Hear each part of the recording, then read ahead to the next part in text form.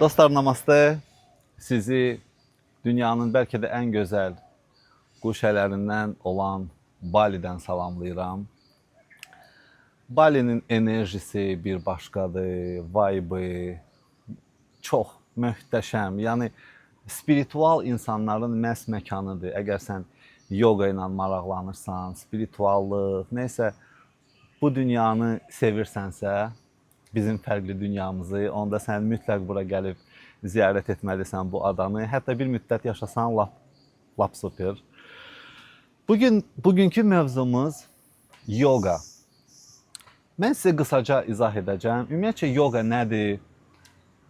Onun növləri, nəyə görə bu qədər önəmlidir? Nəyə görə bütün dünya bu haqda danışır? Nəyə görə bütün planetin buna ehtiyacı var? Bu haqda qısaca sizə məlumat verəcəm. Ümumiyyətcə iki növ yoga var. Var Hindistan yoqası, bir də Tibet yoqası. Tibet yoqası nədir? O meditativ yoqadır. Yəni insanlar otururdular lotusda meditasiyalar edirdilər və samadhiyə çatmaq istəyirdilər. Yəni zehnin ən pik nöqtəsi nə vaxt ki sənin zehnin, şuurun kainatla birləşir. Məqsəd bu idi. Tibetin dağlarında otururdular. İnsanlar meditasiyalara, yoqlar orada yaranırdı. 100 illər öncə, 1000 illər öncə. Hindistan yoqası. Hindistan yoqası fərqlidir. Shivanın rəqsi, ümumiyyətcə yoga Shivanın rəqsindən yaranıb. 5-7 min il öncə tarixi olan Hatha yoga, yəni rəqs. Sən o hərəkətləri etdikcə, asanaları etdikcə sənin bədənində enerjilər aktivləşir. Mən düzgün yoqadan sizə deyirəm, dostlar. Yəni o hər getdiyiniz studiya o yoqanı təqdim edə bilmir. Ümumiyyətcə baxın, əgər təlimçiniz təlimləri Hindistanda keçibsə, o ola bilsin nələrisə bilir. Yəni YouTuber yoga müəllimləri yana qətiyyən getməyin. Bu bir vaxt itkisidir. Hatha yoga ilk yaranan yoga növü. Patanjali hətta bu haqda danışır. 5000 il öncə enerjiləri aktivləşdirin, sağlam olun, güclü olun, kainata qovuşun, bədəniniz sağlam olsun, xəstələnməsin, zehninizi təmiz tutun. Yəni yoga fəlsəfəsi budur. Nəyə görə, qısaca izah edim, nəyə görə bu qədər önəmlidir bu günləri yoga? Çünki insanlar bütün planetdə, əsaslıqla böyük şəhərlərdə qaçışdadılar. Siz bilirsiniz, böyük şəhərlərdə olan xəstəliklər, kənddə, rayonda yaşayan insanlar o xəstəlikləri heç bilmir. Fərq budur. Yəni səni bu günləri məhv edən, səni sürətlə qocaldan, səni əsəbi edən, həkimlərin qapısında saxlayan növbələrdə sənin qaçışda olmağındır. Sənin o gərginlik, həyatın sənə verdiyi o tələblər, o məsuliyyətlər, yəni odur səni bu günləri xəstələndirən.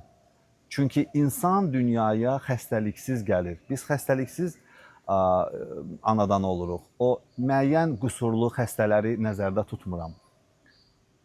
Amma sonradan biz başlayırıq xəstələnməyə. Və həkimlər bizi bütün orqanlarımızı hissələrə bölüb müalicə etməyə çalışırlar. Bu bir illüziyadır, dostlar. Çünki düşünün, bədən bir unik bir yəni varlıqdır. Onu ayrı-ayrı müalicə etmək heç çox mənasızdır. Hətta Sovet vaxtı can həkimi var idi, hansı ki sənin tam olaraq bədəninə baxırdı. Yəni illər keçdikcə bizi hissələrə ayırdılar. Bu bir paradoksdur həyatın, sistemin.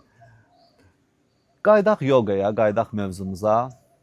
Yoga ümumiyyətcə səni güclü edir. sənin bədənini güclü edir. Çünki sənin bədənin güclü olmalıdır. Sənin ruhun əgər istəyirsən ki, uğurlu olsun, güclü olsun, bolluq həyatına gətir, zənginlik həyatına gətir. Sənin ruhun güclü bədəndə yaşamalıdır. Ona görə bu günləri yoga lazımdır. Ona görə insanlar onu edirlər. Çünki o gücü, o varlığı hiss etməyə başlayırlar. Həm də sənin fiziki bədəninin buna ehtiyacı var. Sən həftədə ən azı 2 dəfə, 3 dəfə tər tökməlisən ki, sənin bədənində həftə ərzində, ay ərzində o yığılan göz, nəzər, baxışlar, paxıllıqlar, bunlar hamısı var. Bu negativ enerjidir, sənin bədəninə oturur. Sən ondan azad olursan. Üstəlik, sənin iç orqanların masaj olunur yoga zamanı. Yəni yoga həqiqətən fantastikdir. Onun haqqında saatlarla danışmaq olar. Onun faydaları. Amma yenə də deyirəm, düzgün yoga, orada nəfəslər olmalıdır, orada hərəkətlər olmalıdır, stabil hərəkətlər. Sən statik hərəkətdə qalırsan, başlayırsan burunla nəfəs almağa, sənin enerjilərin aktivləşir, qan dövranı. Yəni təlimçinin ilk öncə gözəl enerjisi olmalıdır. O özü çox gözəl daxili dünyada yaşamalıdır ki, o gözəl enerjini sənə ötürsün. Bax, necə ki, sən indi mənə qulaq asırsan və çox diqqətlə qulaq asırsan, mən onu hiss edirəm. Çünki mən faydalı məlumatları qoyaq bir yana, mən sənə enerjimi ötürürəm. Sən onu hiss edirsən. Bax, sənin yoga təlimçin məhz belə olmalıdır, bir nömrə olmalıdır. Onun gözəl enerjisi olmalıdır. O özü material dünyadan yapışıb qalan insan olmamalıdır. Yəni, təlimçinin enerjisi çox önəmlidir. Sən yogadan sonra özünü çox gözəl hiss etməlisən, güc dolu, enerji dolu. Bu təbiətin səsi kimin? Yəni, sənin bədənində prana, həyat enerjisi dalğalanmalıdır. Sən yogadan sonra bu hissləri keçirmədinsə, deməli, sənin təlimçin özünün yogaya ehtiyacı var. Yoganın növləri. Bir çox növləri var. Zaman keçdikcə, tələbat yarandıqca yoganın qolları, budaqları parçalanıb. Misal üçün, bu günləri biz eşidirik, fly yoga deyirlər, kundalini yoga deyirlər, bhakti yoga deyirlər, hot yoga deyirlər hətta, bikram yoga, çoxdur. 10-dan 20-dən çox növləri var, müxtəlif istiqamətlərdir və insanlar məlumatsız olduqlarından bilmirlər. Deyirlər ki, elə yogadır, mən gedim, görüm nədir. Amma səhv yogaya gedə bilərsiniz. Çünki o biraz etaplarla başlayır. Mən hər zaman deyirəm, ilk yaranan yoga, Shivanın rəqsi Hatha yogadır.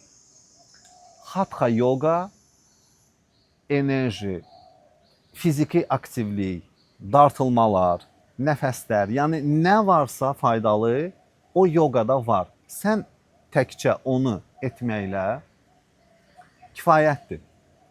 Misal üçün Ashtanga yoga. 70-ci illərdə Pataphi Joyce'un məşhur etdiyi, dünyaca məşhur etdiyi yoga istiqaməti bu günləri çox dəbdədir. Düzdür, Azərbaycanda yox, o biraz belə fiziki yoga olduğu üçün bizdə o işləmir. Çünki bizim insanlar biraz tənbəldilər, tərləmək istəmirlər. Avropada daha çox məşhurdur, başqa ölkələrdə daha çox məşhurdur. Sən yoga istəyirsənsə, sən seçməlisən Hatha yoga. Fiziki hərəkətlər. Çünki o yogada hər şey var. Yoga illər keçdikcə çox dəbdə olduğu üçün müxtəlif şaxələrə ayrılıb. Çünki insanlar onu istəyib. Bir şeyə tələbat artanda onun bir çox qolu qanadı olur. Misal üçün, Kundalini yoga 70-ci illərdə, 60-cı illərdə çox məşhurlaşıb, çox populyarlaşıb. Çünki Amerikada, Birləşmiş Ştatlarda o hippi zamanı olub, insanlar narkotik istifadə ediblər, alkoqol istifadə ediblər. Yəni millət olaraq, nəsil olaraq Birləşmiş Ştatlar qırılmağa başlayıb.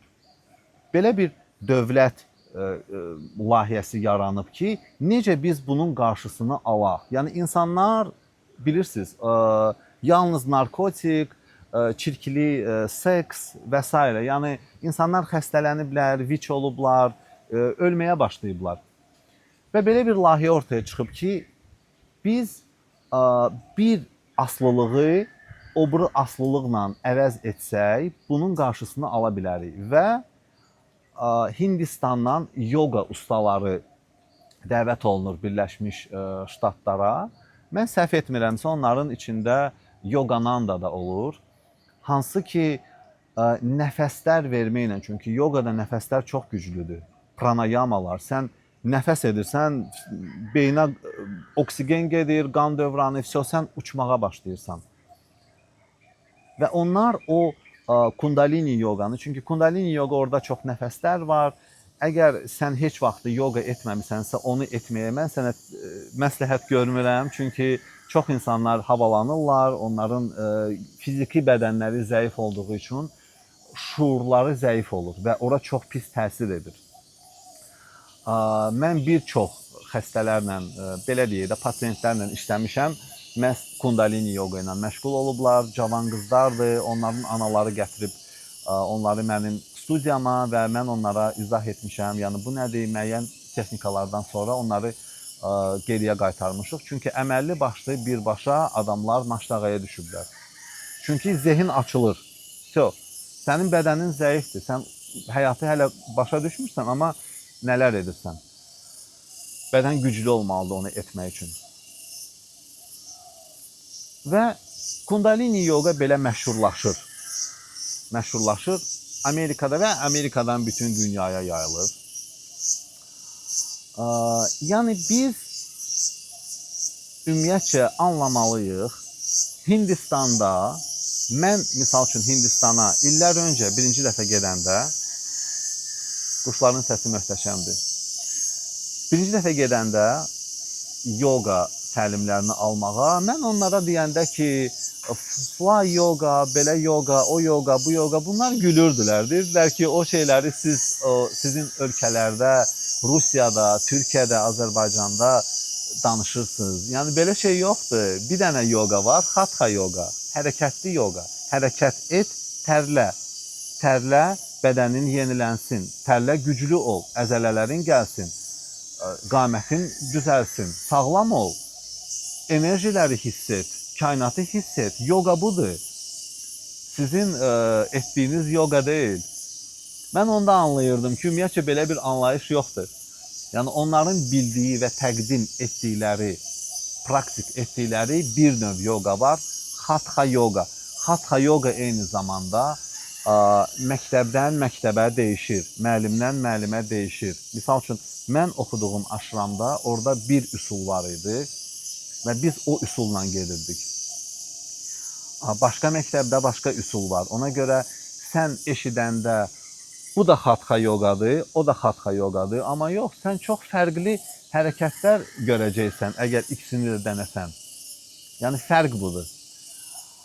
Yoga ümumiyyətcə, mən sizə tövsiyə edirəm. Tanış olun.